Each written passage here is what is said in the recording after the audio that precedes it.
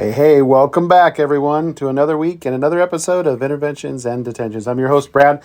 Thanks for being patient as I took last week off. It was kind of a needed thing. Every once in a while, you got to just step back and take a little time for yourself. And it was just a busy week. I just was not going to make an episode happen. But hey, we're back. I'm back. It's episode 2:33.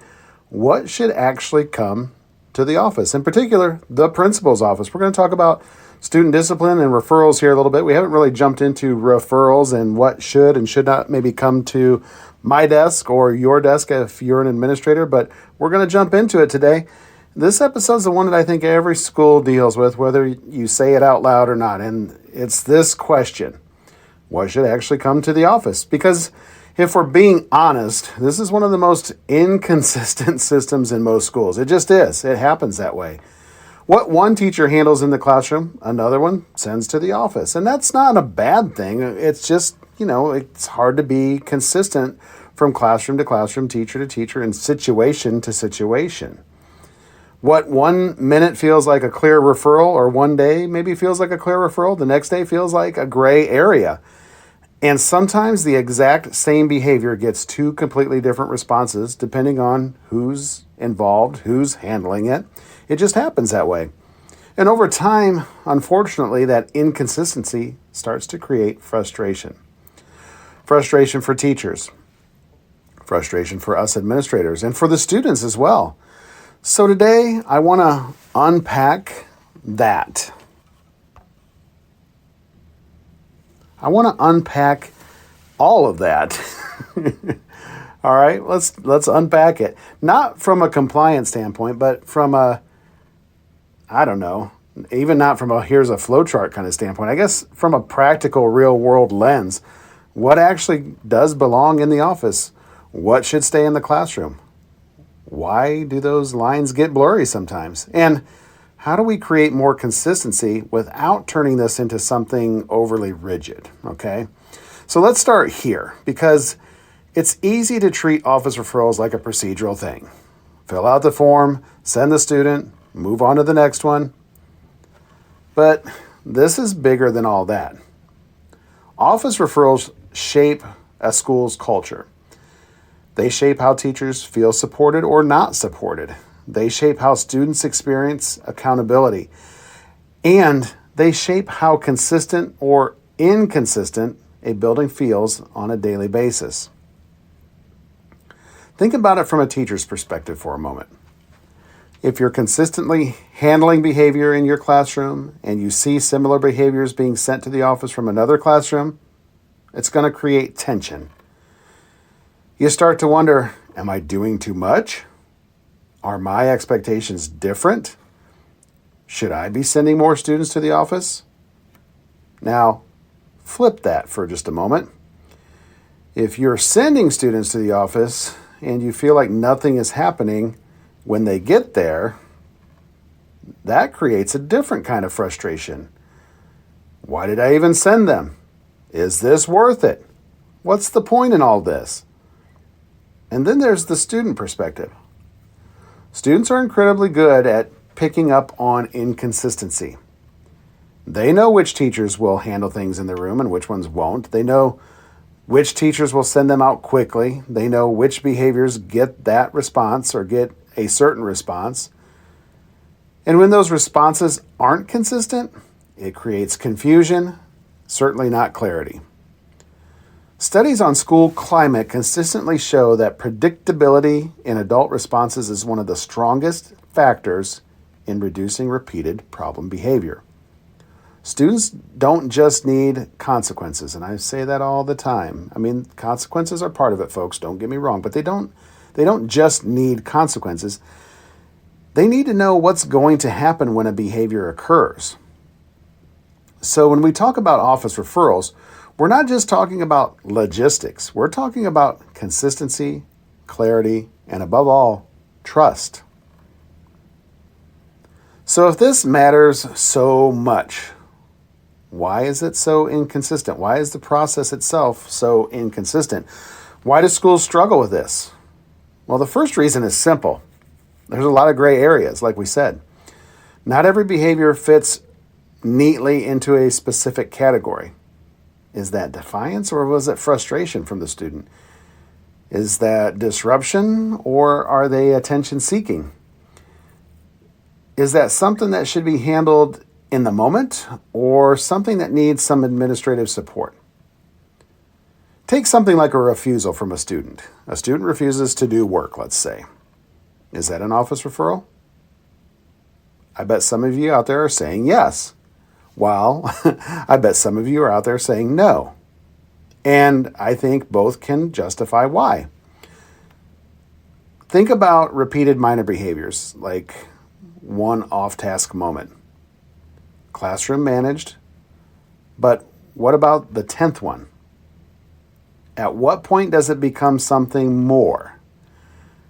The second reason is teacher comfort and experience. Newer teachers often send more referrals. Okay, that's, again, not wrong, not bad, just matter of fact.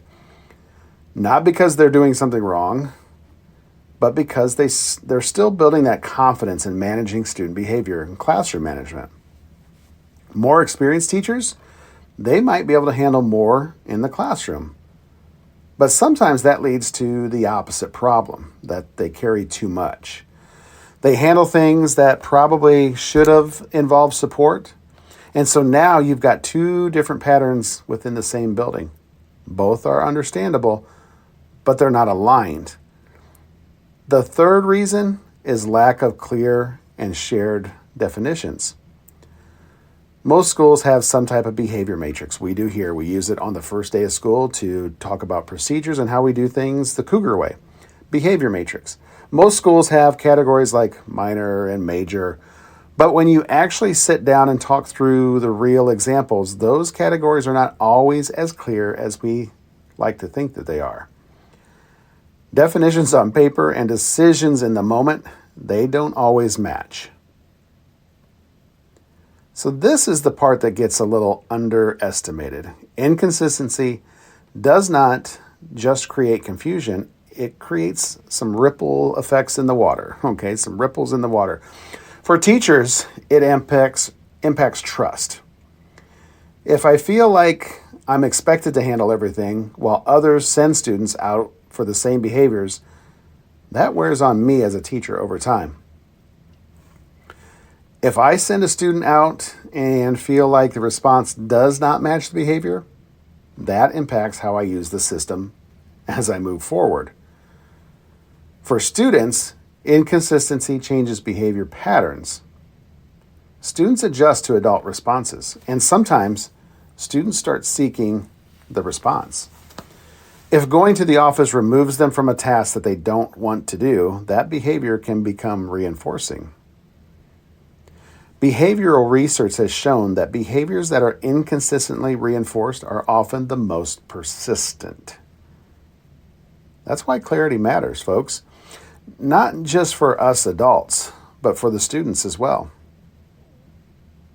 So let's go into it just a little bit further because this is the question everyone wants answered, and I'm going to say this up front. There's no perfect list of what does and what doesn't get sent to the office. But there are some very clear categories that, when schools are aligned, tend to create a little more consistency. Office managed behaviors are typically behaviors that require one of the following three things. They might require immediate safety intervention. There's a safety risk going on. It might mean that removal from the learning environment is critical for that student. It might mean administrative level follow-up or documentation. So if there is a safety issue, it's not a classroom decision anymore. Let's start right there. If it's a safety concern, it's not a classroom decision. Okay, it's a safety concern. You send it to the office or you contact the office for help. These kind of things include physical aggression from or towards a student, maybe threats, physical, verbal, whatever. Throwing of objects in a dangerous way. I mean, I think if you're going to throw something, it's going to be dangerous no matter how you're throwing it. Significant escalation where a student is no longer regulated.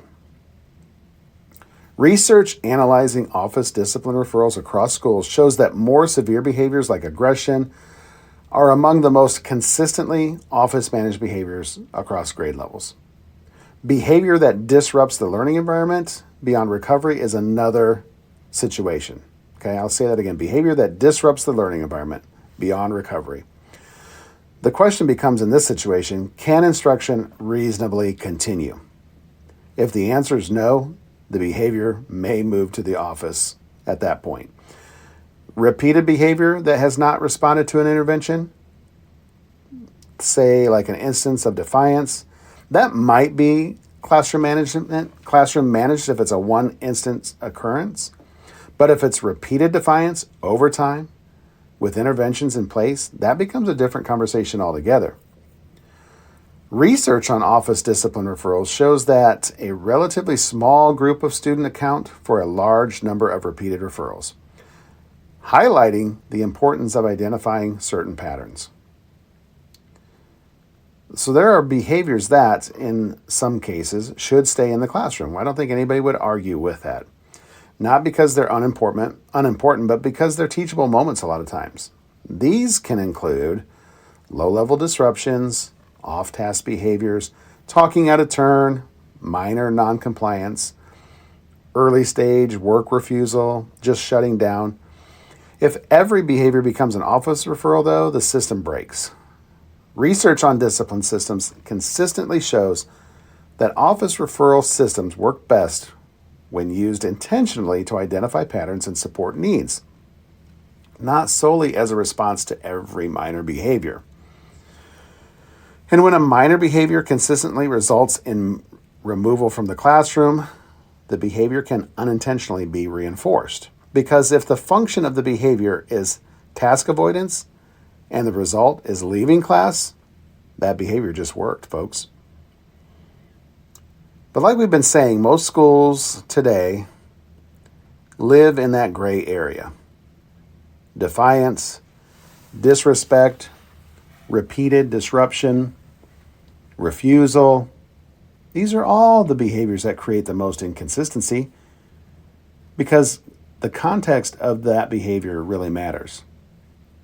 A student quietly refusing work is different from a student loudly refusing while escalating others in the process. A student talking during instruction is different from a student intentionally derailing the instruction. Research on discipline systems has identified unclear staff expectations as one of the biggest barriers to consistency in referral practices. That's exactly what schools are experiencing today. Instead of trying to create a perfect list, ask yourself these 3 questions. Again, is it a safety issue? Is instruction no longer possible? Has the behavior been repeated with interventions already in place? If the answer to all 3 is no, you're probably going to handle that at the classroom level. It doesn't mean that teachers are unsupported. It means the first response happens with the teacher in the classroom because the goal is not to eliminate office referrals. The goal is to make them more intentional. And teachers do not create inconsistency all on their own. They don't. It's the systems that does that. If expectations are unclear, responses are going to be inconsistent, or if the follow-through varies, schools will naturally experience inconsistency.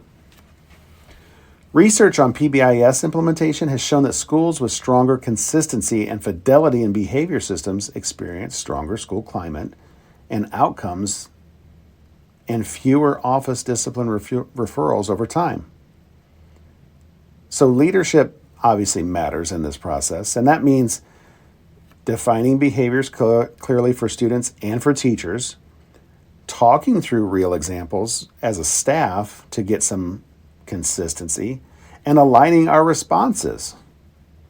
And really consistently following through with our responses. Because if teachers do not trust what happens after a referral, they will either stop using the system altogether or, get ready, they're going to abuse and overuse it. And you know what? Neither one really helps in the end. So how can we actually get staff aligned? Well, there's a lot where schools really struggle with this. I mean, I think this is probably one of the things that school struggles with is that alignment piece, because most staffs are not intentionally inconsistent. I don't think we come to school and say, let's see how far off the same page we can be today. I really don't think that happens. Most teachers genuinely want to do what's best for students. The issue is that schools often assume alignment exists because expectations were written down somewhere. We've got expectations posted all around our school. But alignment doesn't happen just because a handbook exists or a poster with procedures exist. That alignment happens through conversations, through examples, through clarifications, and through repetition, and honestly, through some disagreement at times. One of the most effective things schools can do is talk through real scenarios together. That's what we do at the beginning of the year here. We practice our procedures through real scenario situations in the environment of those situations. You know, if we're going to talk about bathroom behavior, we're going to talk about it in or near the bathrooms. When we talk about our hallway procedures, we are in the hallway. When we talk about recess procedures, guess what? We're on the playground, okay? We don't do this generically. We use real life situations because that's where the people realize how differently they interpret certain behavior. For example, let's say again a student refuses to work. The teacher redirects. Student puts their head down on their desk. Teacher attempts redirection again. Student says, "I'm not doing this." All right, now what? Some teachers immediately view this as defiance. Others see it maybe as frustration from the student. Some might see it as avoidance. And depending on how the behavior is interpreted, the response is going to change. It's not going to be the same from one teacher to the next. This is why scenario-based conversations really matter, because they move schools from vague expectations to practical understanding. There's actually research that supports this. Studies on effective PBIS implementation found that schools with regular staff calibration and behavior discussions demonstrated greater consistency in discipline practices and lower rates of exclusionary discipline over time. Not because they had better forms, but because adults had shared understanding of situations. And here's the part that matters the most. The goal is not to get every adult to respond the same or identically. That's going to be impossible. The goal is to create enough consistency that students experience predictability. Because students should not feel like behavior expectations completely reset from room to room. That creates instability, and instability creates more bad behavior. Let's make this practical for a moment, because one of the questions leaders always ask is, how do I even start this conversation with my staff? Honestly, the answer is probably simpler than people think. You start by acknowledging reality. You might say something like, "Hey, I think we have some inconsistency right now in what gets sent to the office and what stays in classrooms. That's normal in schools, but I think we need more clarity so everyone feels supported." Notice what that does. It removed any blame, because the second this becomes, "Hey, you're sending too many referrals to the office," or "you're not handling enough in your classroom," people and teachers get defensive immediately.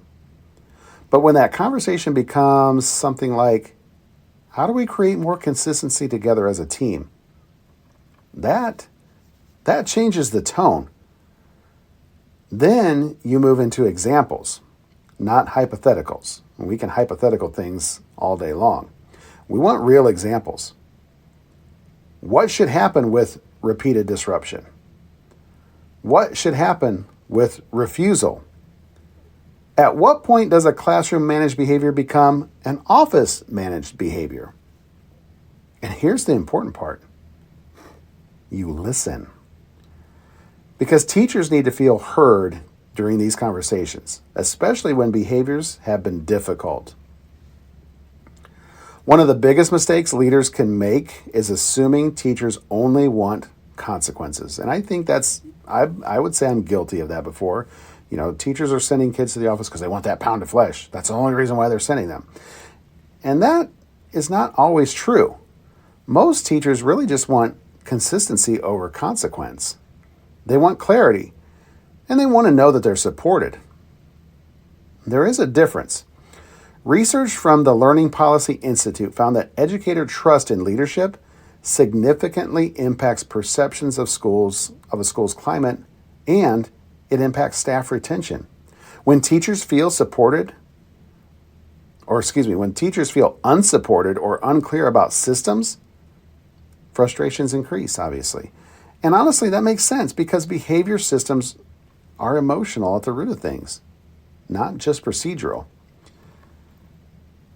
Teachers are managing stress, pressure, learning gaps, classroom dynamics, all at the same time. So when discipline systems feel inconsistent or unsupported, it compounds everything, folks.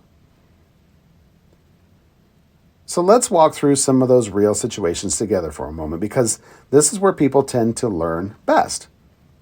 Here's scenario number 1, a low-level disruption. Okay, a student continues talking during instruction. The teacher redirects. Student might stop briefly for a moment, then they start back up again. This is probably classroom managed.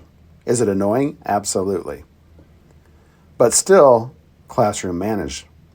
Possible responses to something like this might be just proximity, moving closer to the student, that redirection, maybe having them move to a different seat or location in the room. A brief private conversation is always good. Leaning down or getting at that student level, looking eye to eye, having that private conversation. Not one out loud in front of the whole class, which is easily done sometimes. You got to stop yourself, teachers, and don't do that. Don't humiliate the child in front of his peers. Have a private conversation one-on-one. And then it could lead to a classroom consequence if warranted. Now, could this eventually become office managed? Absolutely. When? Well, if the behavior becomes chronic, if interventions are documented, if instruction is consistently impacted by the disruption, that changes the situation quickly. Okay, it does.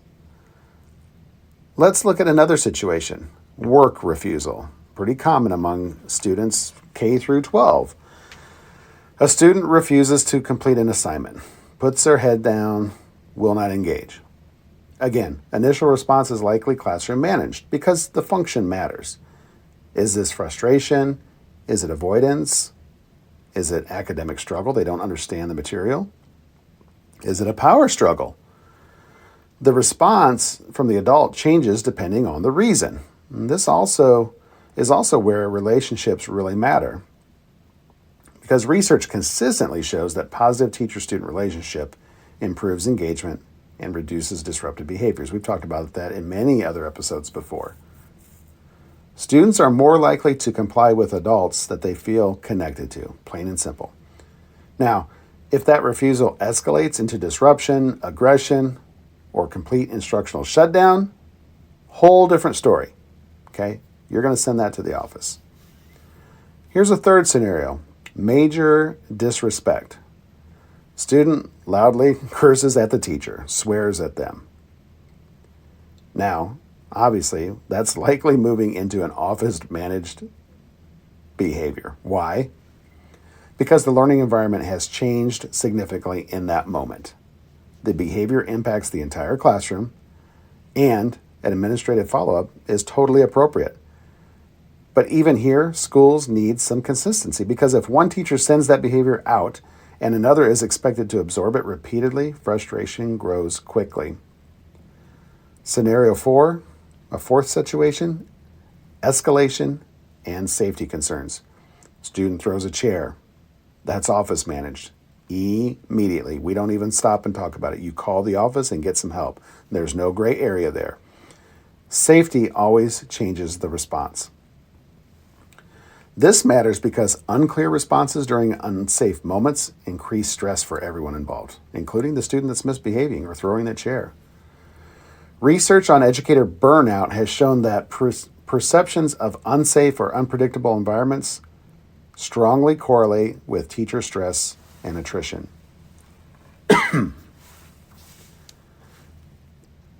There's another reason, or another reality, why schools do not always talk about these things openly, because teachers will disagree. And honestly, some disagreement is healthy at times when we have these conversations, because it means people care and it means that they're listening. But disagreement becomes unhealthy when there's no framework for resolving the disagreement. Excuse me. For example, one teacher feels another teacher sends too many referrals. Another feels they are being expected to tolerate too much. Both feel frustration. So now what? This is where administrative leadership matters and takes effect, because leaders have to create space for the conversation without creating division. One of the most effective approaches is just bringing conversations back to the shared questions. Not personalities, not judgment, shared questions. Questions like, is this behavior impacting safety? Can instruction continue? What interventions have been attempted already? What patterns are we seeing over time? When conversations stay grounded in systems instead of emotion, schools make better decisions. And here's another important piece. Leaders have to avoid creating a culture where asking for help feels like weakness. Okay, we don't want teachers to feel like they're weak just because they're needing some support. We want them to ask. Sometimes teachers genuinely need support, and that should not become a source of shame for that teacher. There's a difference between over-referring and needing some help. Good leaders know how to distinguish between those two. Is there a data side to all this with office referrals? This part's important because office referrals are not just discipline tools, they're data tools. When schools look at referral data correctly, patterns start to emerge. You can identify things like what time of day are there more behaviors happening? Where are the locations where we have most problems occurring and most frequently occurring? What students are needing additional intervention? What classrooms are needing additional support? What are the system-wide trends? For example, research from PBIS schools has consistently shown that common referral hotspots, including unstructured times like recess, transition, and lunch, and that really matters, being able to identify those, because it shifts the conversation from these students are the problem to what systems need adjustment. Another important finding from national discipline data is that exclusionary discipline practices, including suspensions, disproportionately impact certain student groups. That means schools need to monitor consistency carefully, not just for fairness, but for equity. The U.S. Department of Education Office for Civil Rights has repeatedly reported disparities in discipline outcomes among student populations.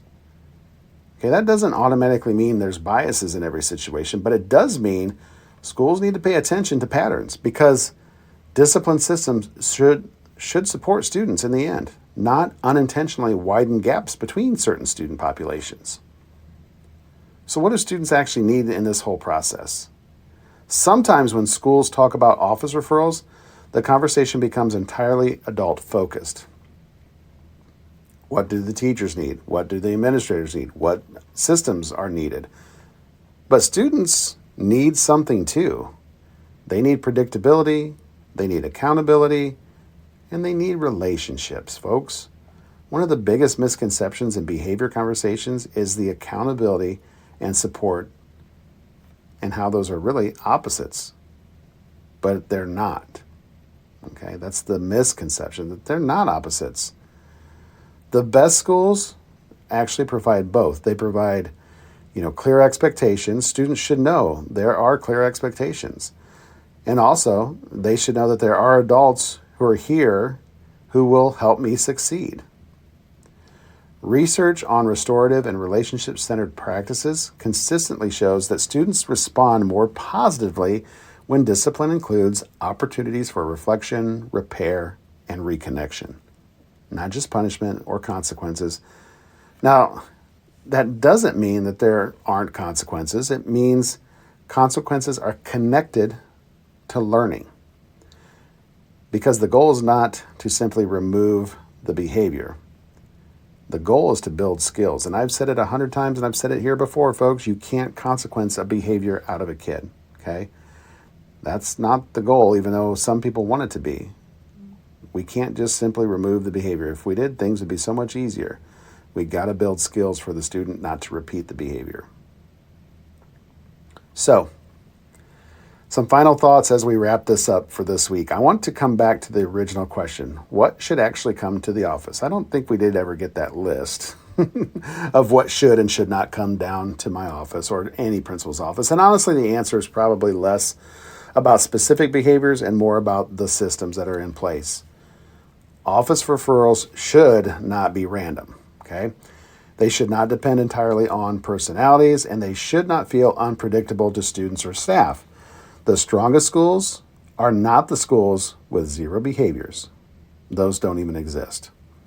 The strongest schools, those are the ones where adults are aligned, expectations are clear, and where support is consistent, and where student experiences predictability. Because consistency builds trust, not only for students, but for teachers, and ultimately for families. So if your school is struggling with office referrals right now, maybe the question is not, how do we stop these behaviors? Maybe the better question is, how do we create more clarity together as a team? I love that team approach. That conversation itself changes everything. All right, folks, and with that, thanks for listening. Thanks for tuning in to this episode of Interventions and Detentions. If this episode struck you, resonated with you, share it with another educator or administrator or maybe a family, somebody who's navigating these same conversations right now. Go back to that team approach with your staff and have some real conversations. And as always, keep doing the work that matters most as we wind down our year. We're down to 10 days in my building. We are in that home stretch, folks. We've got this. You can do it. Hang on tight, okay? Keep doing the work that matters. We appreciate all the educators out there. Have a great rest of the week as you head into the weekend. Have a great week next week. We'll see you next time right here on Interventions and Detentions. Remember, folks, it's where the real learning begins. See you next week.